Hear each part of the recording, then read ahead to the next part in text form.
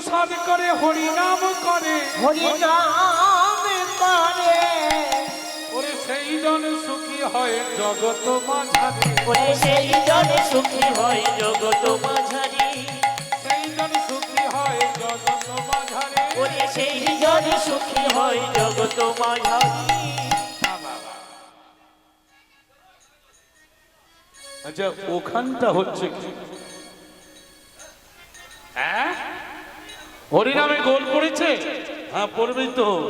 এখন তো দেখেন ও বাজার। আচ্ছা আজকের আমরা কোথায় এসেছি বাবা? আসতে ঢঞ্চাবাড়ি, কেউ বলে বৃন্দাবন, কেউ বলে হরিবাসন। আরে আমরা তো বাজারে এসেছি, বাজারে এসেছি, বাজারে এসেছি, আমরা বাজারে এসেছি, বাজারে বাজারে এসেছি। ওরে বাজারে বাজারে বাজারে এসেছি, ভালো করে খোল করতা, বাজারে এসেছি, ভালো করে খোল করতা। বাজারে এসেছি, বাজারে কোথায় এসেছি?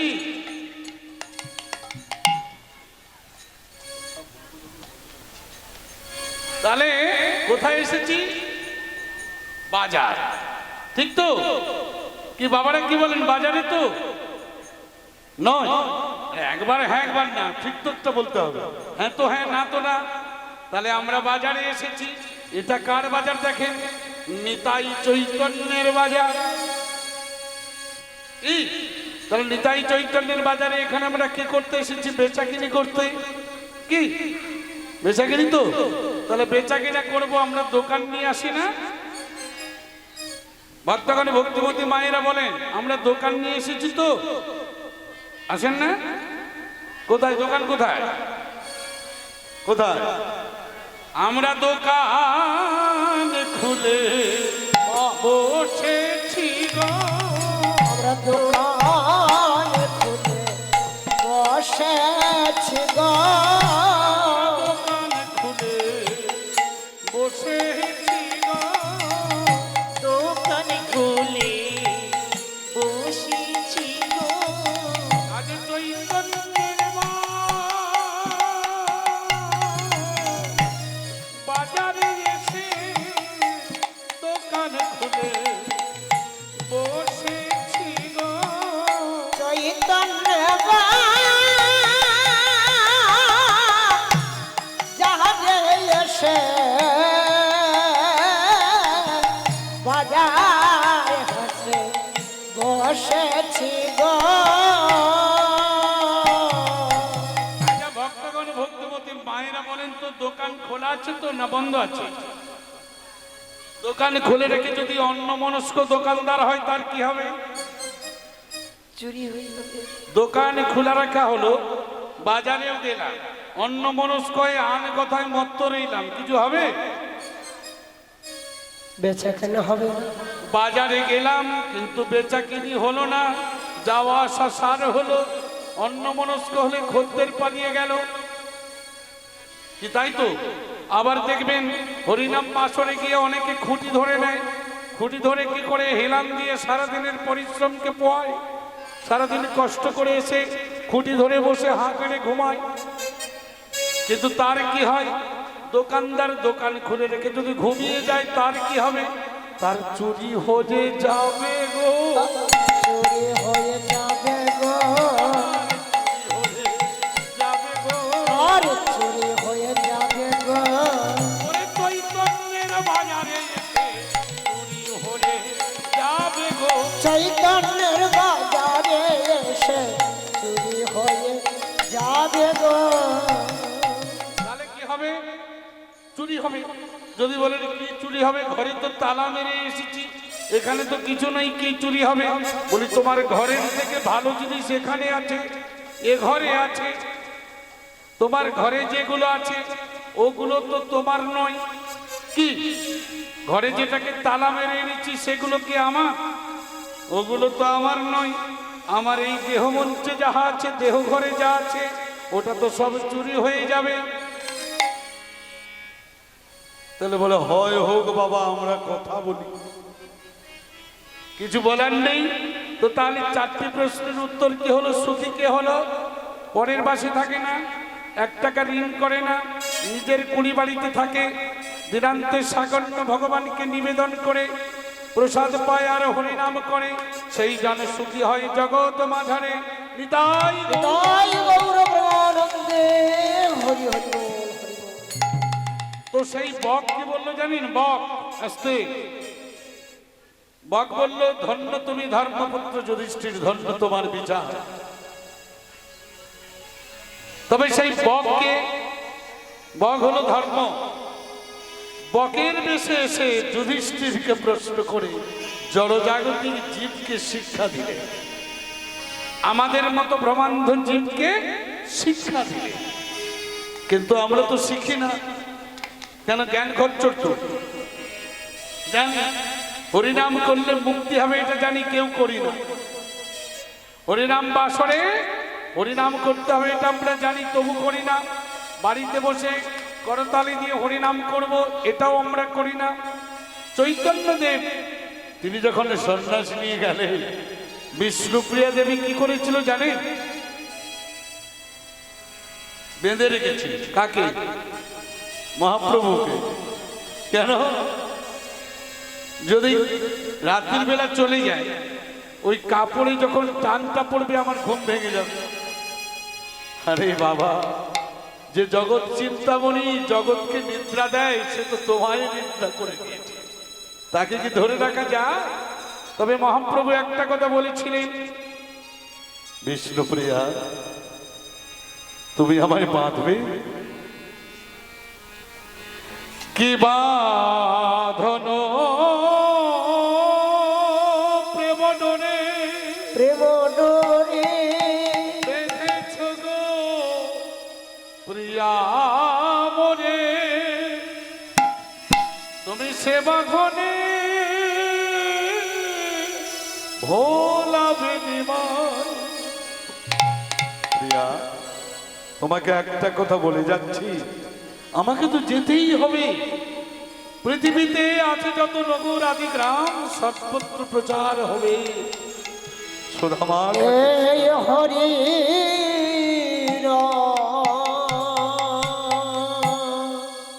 তবে আমাকে তো যেতেই হবে। তবে তোমাকে একটা কথা বলে গেলাম, তুমি হাতে করো গৃহ কর্ম, কলির জীবকে তুমি এ কথা শিক্ষা দেবে বিষ্ণুপ্রিয়া। হাতে করো গৃহ কর্ম আর মুখে বহল না, হাতে করো গৃহ কর্ম, তোমরা মুখে বলো না। দেখো ইহা বিনা ওই কলির জীবে নাহি পরিত্রাণ। হরে হরি কলির জীবে নাহি পরিত্রাণ। প্রিয়া, হাতে করো গৃহ কর্ম, মুখে বলো না। আমরা কলির মানুষ, কর্মক্ষেত্রে কর্ম করতে হবে, কিন্তু মুখটা হরিনাম করার জন্য দিয়েছে। আরে ইহা বিনা কলির জীবে নাহি পরিত্রাণ।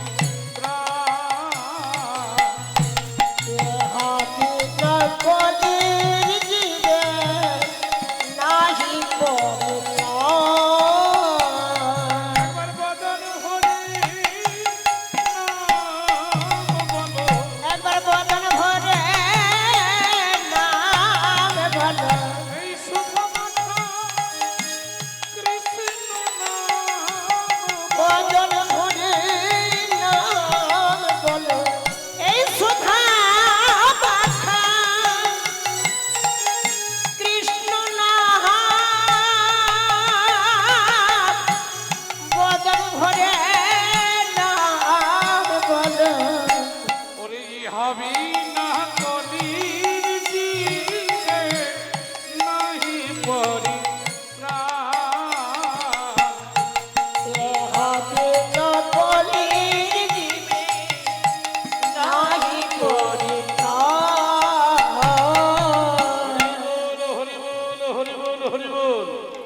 ভক্তগণ ভক্তিমতী মায়েরা দেখেন তাহলে কি হলো, এই চারটি প্রশ্নের উত্তর দিল যুধিষ্ঠির। বকরূপী ধর্ম বললেন, ধন্য তুমি ধর্মপুত্র যুধিষ্ঠির, তুমি আমার পুত্র। এর জন্যে ওরা পাঁচজন যে মরেছে না, একজনের প্রাণ দেব, কাকে নেবে বলো? যুধিষ্ঠির বললেন আমার ছোট ভাই সহদেবকে নেব। বলে তুমি মূর্খ। কেন? আরে শোনো, রাজ্য হারিয়েছো, যুদ্ধ করতে হলে অর্জুনের মতো একজন বীরের প্রয়োজন, তুমি অর্জুনকে নেবে না? বলে না, রাজ্য চাই না। তাহলে দ্রৌপদীর মতো সুন্দরী স্ত্রী নেবে না? বলে না, কাতব কান্তা কষ্টে পুত্র কুত আয়াত সংসার অতি বিচিত্র। কে তোমার স্ত্রী, কে তোমার বন্ধু, কে তোমার বান্ধব, কে তোমার পুত্র, কে তোমার কন্যা না?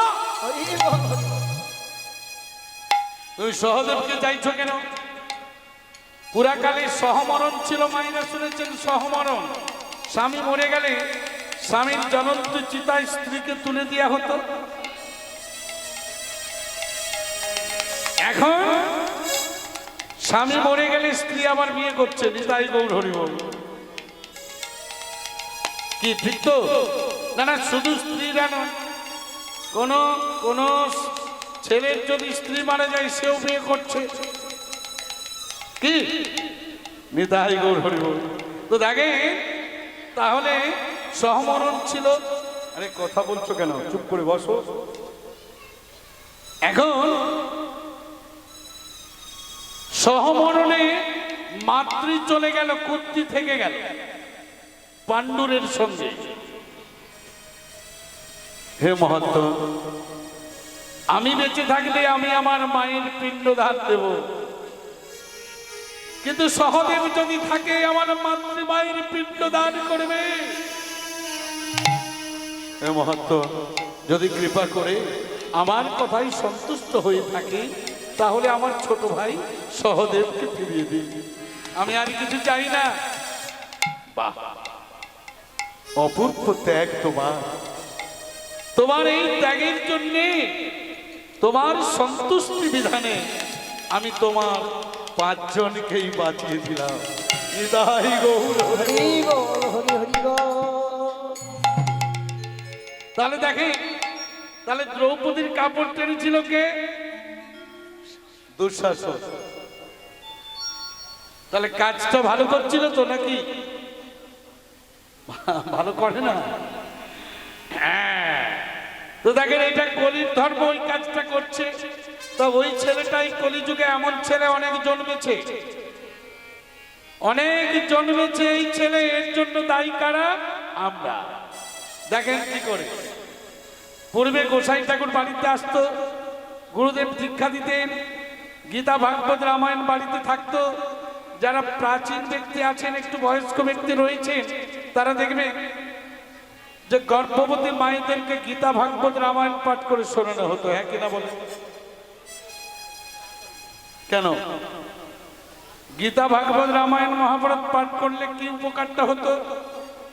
যারা একটু বয়স্ক ব্যক্তি রয়েছেন দেখবেন, বাবা যদি বাড়িতে থাকতো, একটু আসতে বিলম্ব হলে সদর দিয়ে যেতেন না, খিড়কি দিয়ে ঢুকতেন। হ্যাঁ কিনা বলে?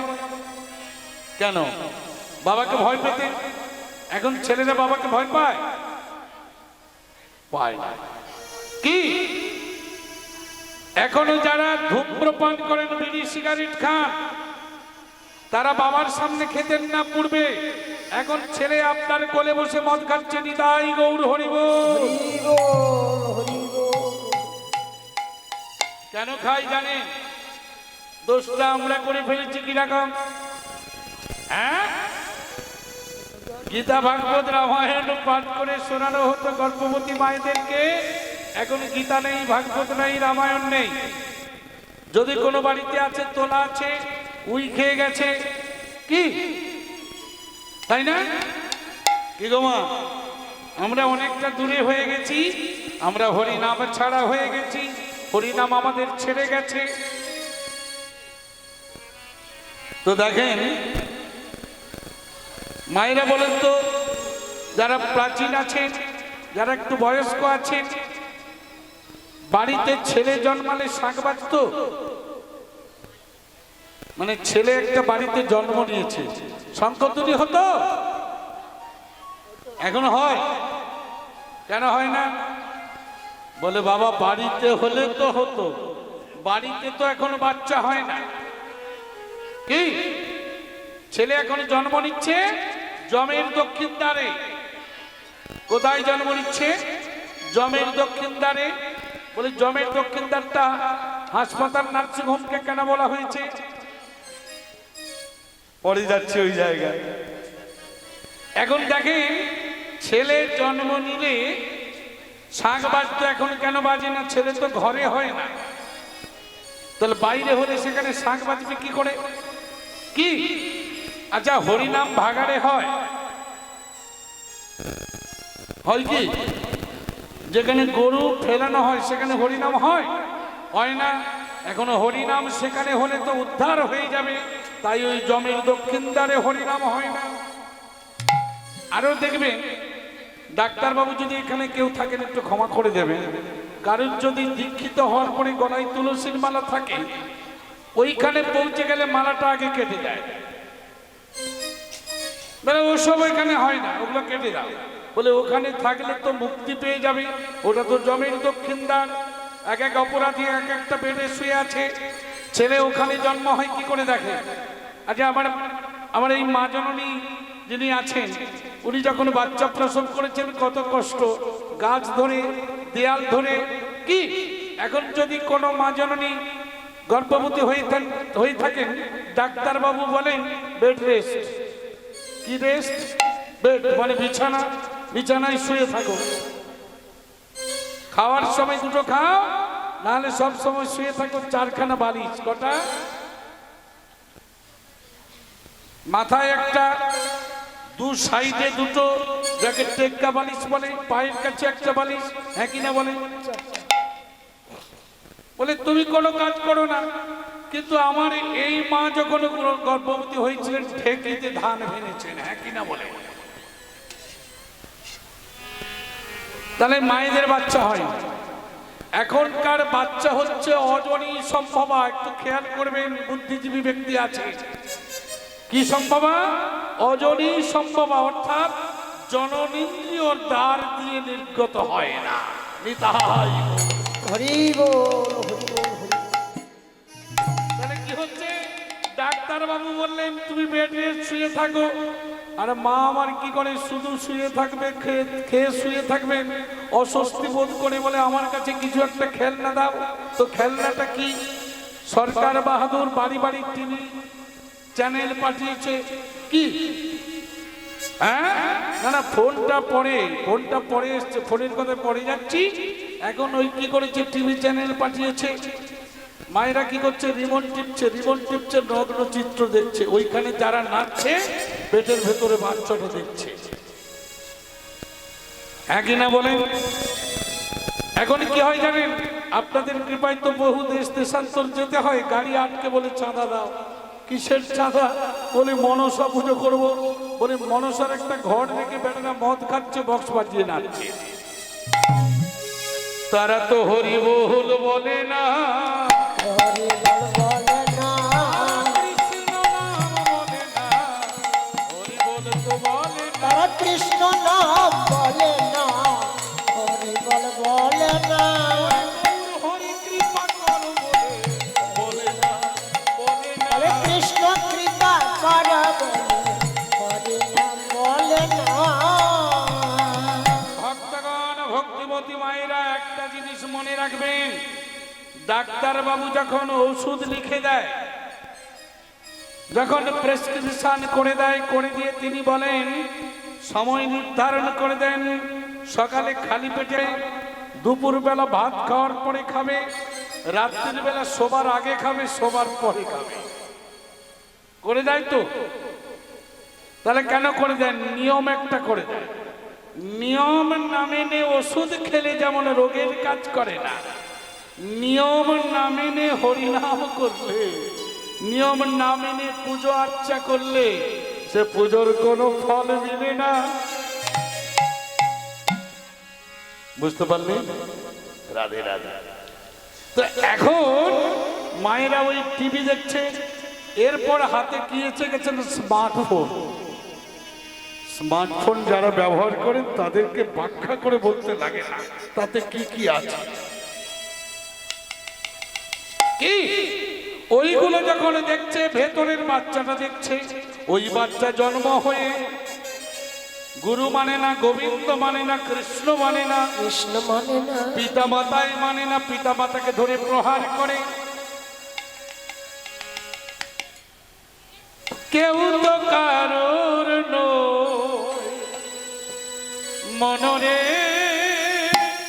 কেউ তো কারোর নয়।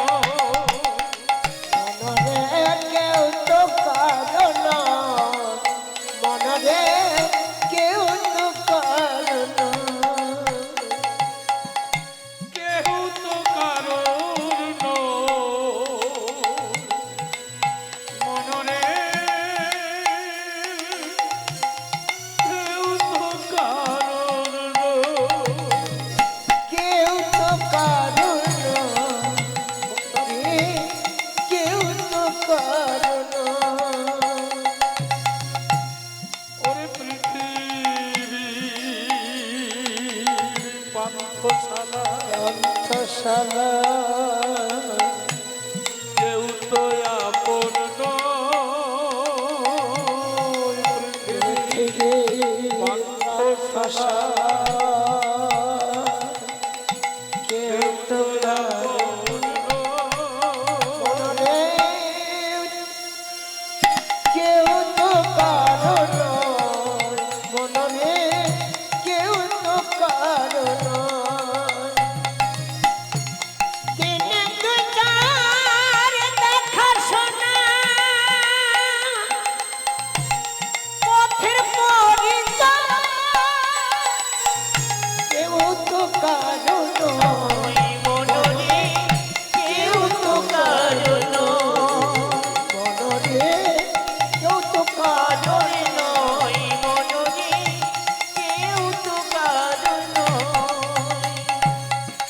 ওরে ভাই বলো বন্ধু বলো,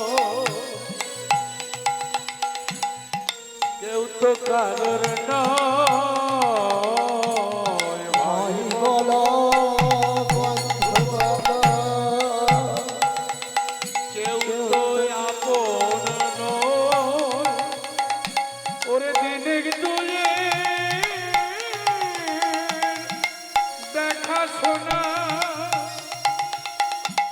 পথের পরিচয়,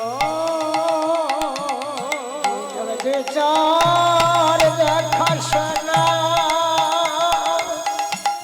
পথের পরিচয়, কেউ তো কারো নয়, কেউ তো কারো নয়। মনমত কেউ তো কারো নয়, মনরে কেউ কারো নয়।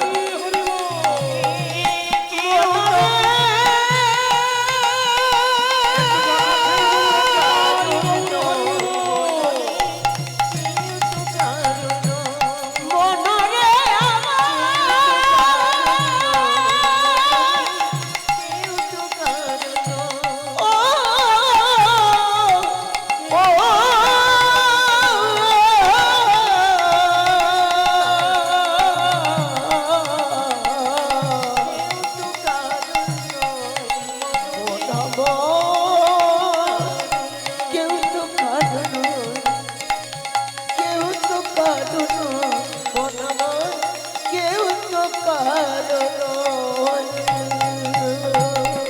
ভক্তগণ, ভক্তিমতী মায়েরা, বলতে বলতে সময় অনেক চলে গেল, তত্ত্বকথার মধ্য দিয়ে অনেক হলো। এবার একটু লীলা বিষয়, তত্ত্ব দিয়েই একটু লীলা বিষয় যায়। যে কথাটা ছিল কি, একটু কৃষ্ণলীলার প্রসঙ্গ যাই। গত বছর এটি ক্যাসেট করে ছেড়েছি, পেটিকা মিলন, এই প্রসঙ্গটি আজকের আমি পরিবেশন করব, শুনতে থাকুন। পেটিকা মিলন, বলি পেটিকা মিলন কি গো? পেটিকা মিলন বলতে পেটিকা কাকে বলা হয়? কাঠের একটা বাক্স, ফল পেটি দেখা যায় না, ফলের পেটি, ঠিক এইরকম কাঠের একটি বাক্স, এটিকে মিলন। কি মিলন? পেটিকা মিলন বলতে কি?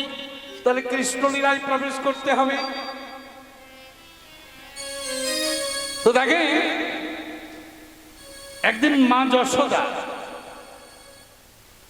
তিনি রাজত্বপুরে বসতে বসতে তার প্রিয় সখী ধর্মিষ্ঠাকে ডেকে বলছে, ধর্মিষ্ঠা দিদি তুমি আমায় ডাকছো? বলে হ্যাঁ। ওই যে দূরে একটা কাঠের বাক্স, কাঠের পেটিকা পড়ে আছে না, ও পেটিকাটা আমার কাছে নিয়ে আয়। বলে দিদি পেটিকা নিয়ে কি করবে গো? তো পেটিকা নিয়ে কি করবো জানো? হীরা নীলা মণিমুক্ত জহর সোনা দানা অনেক আছে, আমার রাজ কোষে অনেক আছে, তাই দিয়ে পূর্ণ করব। বলে দিদি কেন গো? বলে জানিস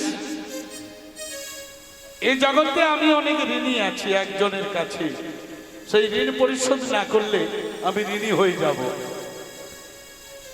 তো কেমন? কার কাছে ঋণী তুমি? রাধারানীর কাছে। কেন?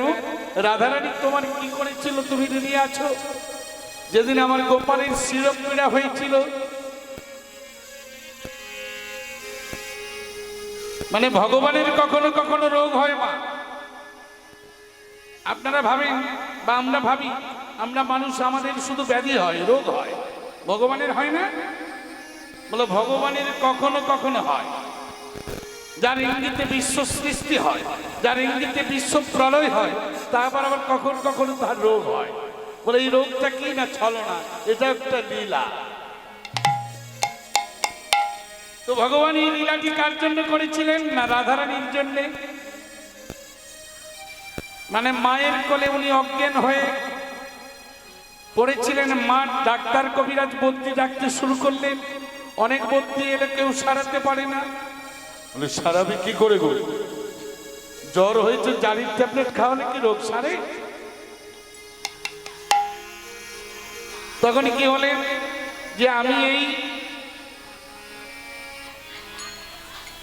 ব্যাধিটা সারাবো, ডাক্তার কোথায়, বদ্যি কোথায়? তো ভগবান কি করলেন? নিজে বদ্যি সেজে গোকুল বৃন্দাবনে এলেন।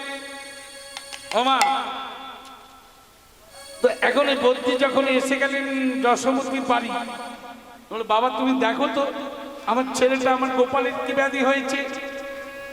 তো বদ্যই গোপালকে ডেকে বললেন যে বৈদ্যরাজ বললেন এর যে ব্যাধিটা হয়েছে, এই ব্যাধিটা সারাতে গেলে বৃন্দাবনে একটা সতী নারীর প্রয়োজন। তো বৃন্দাবনে সতী আছে? আছে তো। ওরা দুজনেই বড়াই করে বলে এই সারা বৃন্দাবনের মধ্যে আমরা দুজনেই সতী। কারা? মায়েরা জানেন সতী কারা? জটিলা আর কুটিলা, এর মা মেয়ে দুজনেই বলে সতী। দেখবেন এই জগতে অনেক আছে একটু লেখাপড়া শিখেছে, বলে আমি পণ্ডিত, আমার মতো পণ্ডিত আর কেউ নেই। তা আমি পণ্ডিত বললে পণ্ডিত বলা হবে কি? তাহলে পণ্ডিত কাকে? পণ্ডিত যার পাণ্ডিত্য থাকে তাকে পণ্ডিত বলা হয়। কিন্তু না,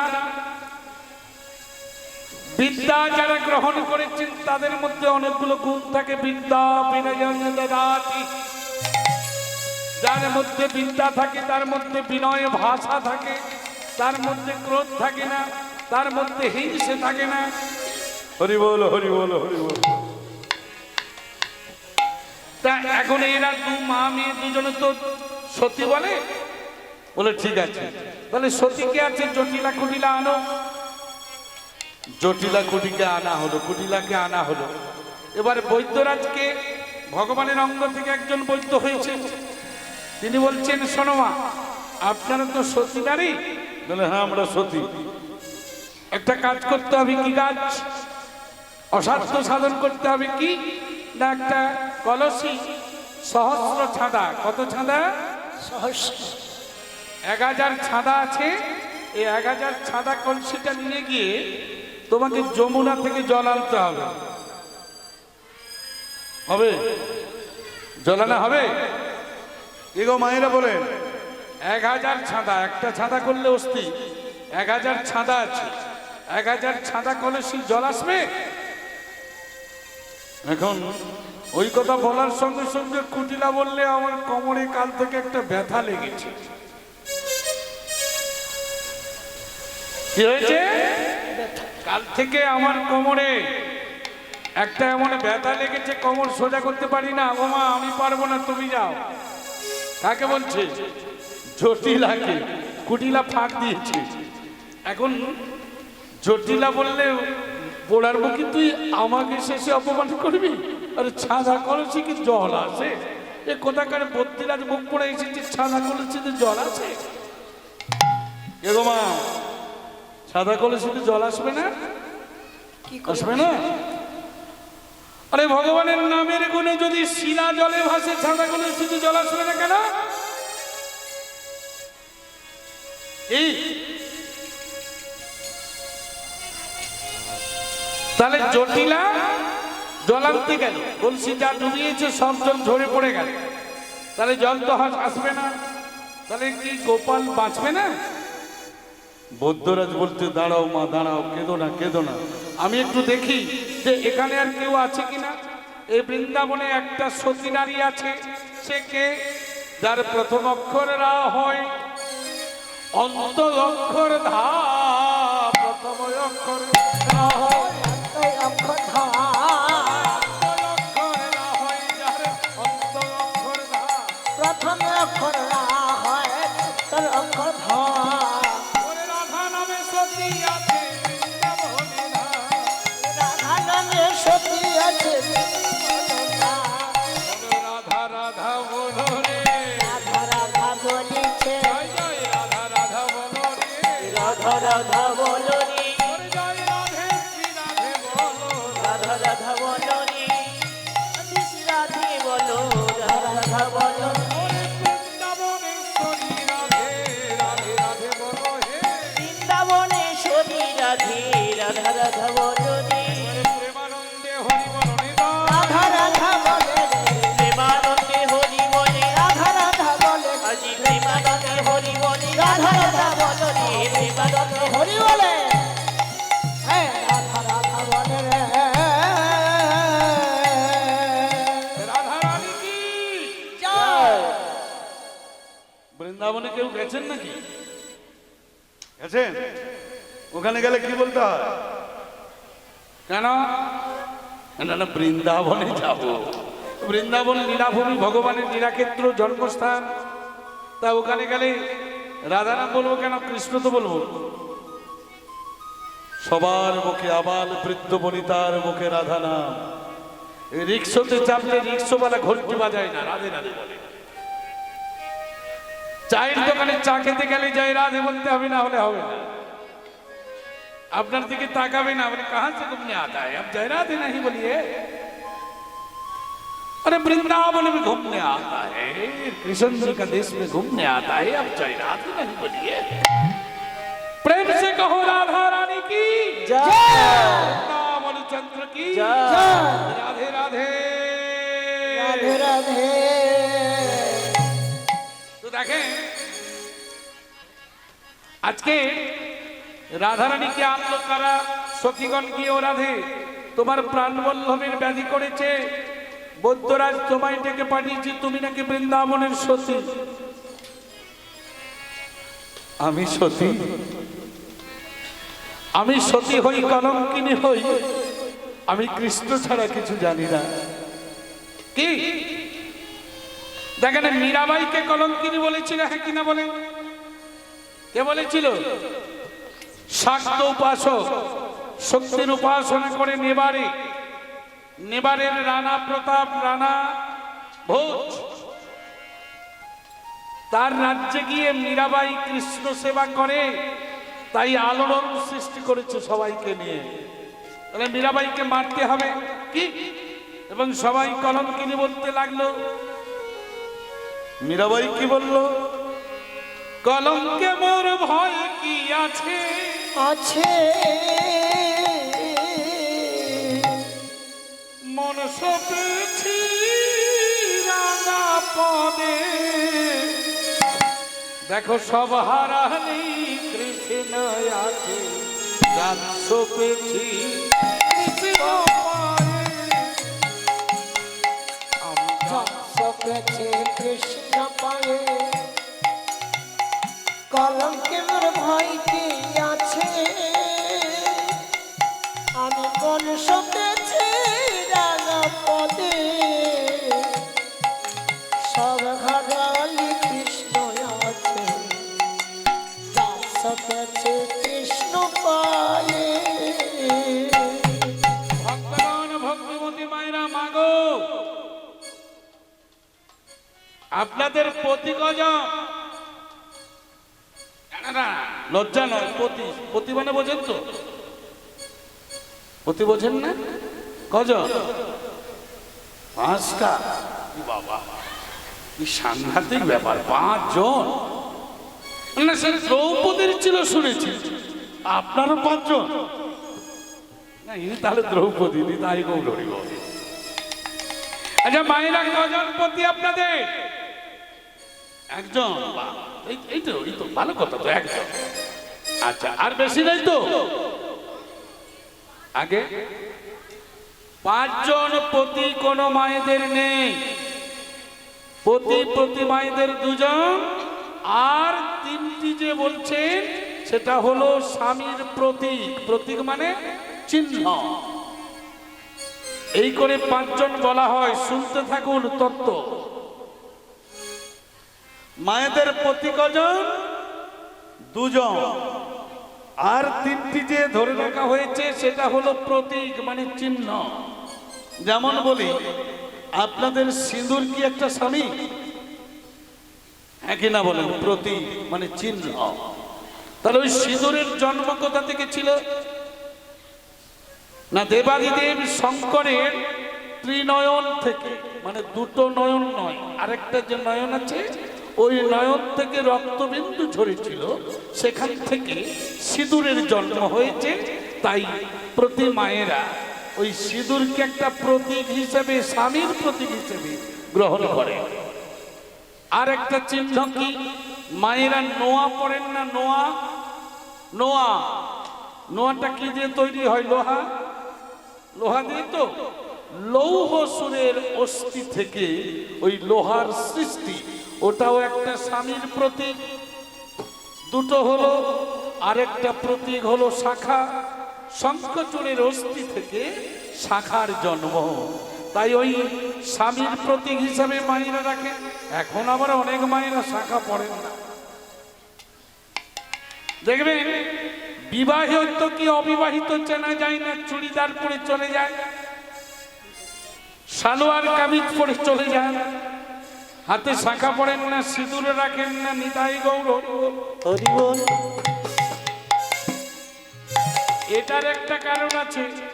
ওই বিবাহ বাসরে তো এখন বিয়ে হয় না। কি হয়? বিবাহ বাসরে আর বিয়ে হয় না। তো এখন কলিযুগের যেমন ব্যবস্থা তেমন মায়েরা করছেন। মায়েদের আর দোষ নেই নাকি? তাহলে 3টে প্রতীক কি হলো? নোয়া, সিঁদুর, শাখা। আর 2 জন প্রতীক কে কে? যে 1 জন বলেছিল তারও ঠিক নয়, আর যে 5 জন বলেছেন ওটাও ঠিক নয়। প্রতি মায়েদের 2 জন। একটি হলো ভরণ পোষণ পতি, যার ওই মন্ত্রপুত করে বিয়ে হয়েছে, যে ভরণ দেবেন পোষণ দেবেন। আরেকটা পতি দ্রৌপদী খুঁজে পেয়েছিল, যখন ওই শাড়ি টানাটানি করেছিল। 5 জন স্বামী ছিল তার, কেউ লজ্জা নিবারণ করে না। করেছিল কি? যুধিষ্ঠিরের মাথা নত যখন সবার মাথা নত। কি বড় ভাই যেটা বলবে সেটা পূর্বে শুনতো, এখন বড় ভাইকে ধরে ঠেঙানো শুরু। তাই গৌর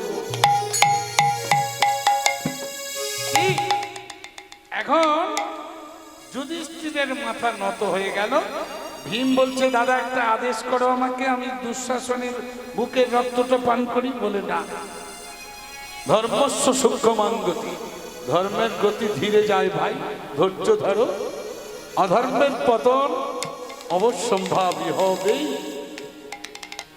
তাহলে ভীম চেপে গেল, অর্জুনও চেপে গেল, নকুল সহদেব চেপে গেল।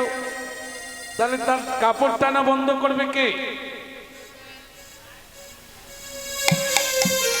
মা দ্রৌপদী কি করেছেন? এক হাতে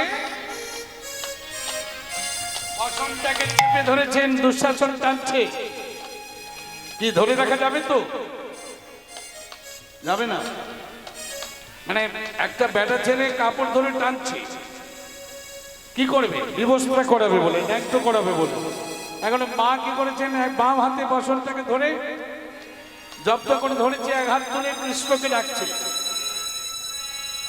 সখা সখা তুমি আমার লজ্জা নিবারণ করো, এসো প্রেমের ঠাকুর,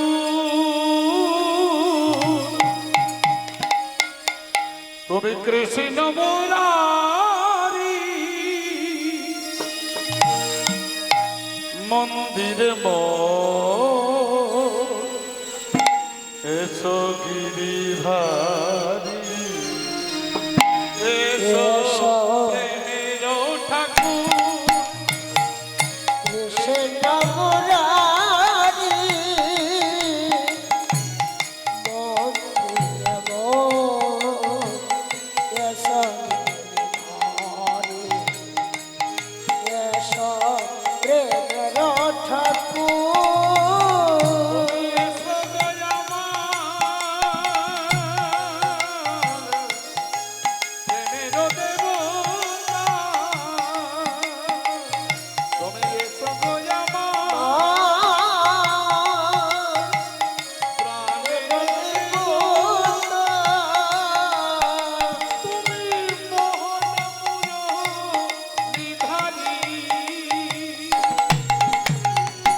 মন্দিরে এসো গিরিধারী, এসো প্রেমের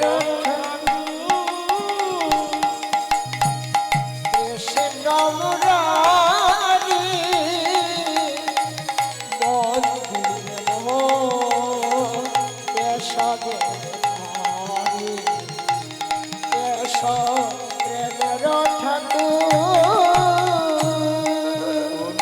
চন্দন বন ফুল মালা বুঝিব চরণ, আমি হয়েছি উত্তরা, তুলসী চন্দন বন ফুল মালা বুঝিব চরণ তলে হয়েছি উত্তরা, তুমি এসো গো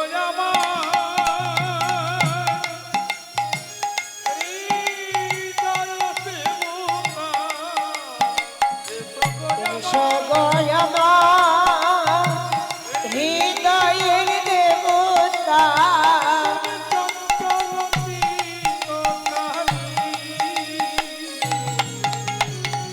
মন্দিরে এসো গিরিধারী, এসো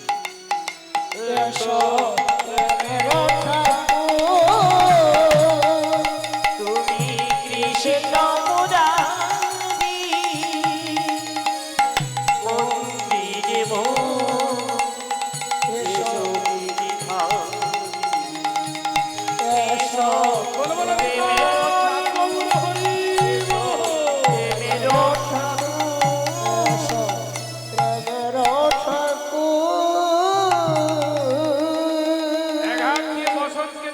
কৃষ্ণকে ডাকছে।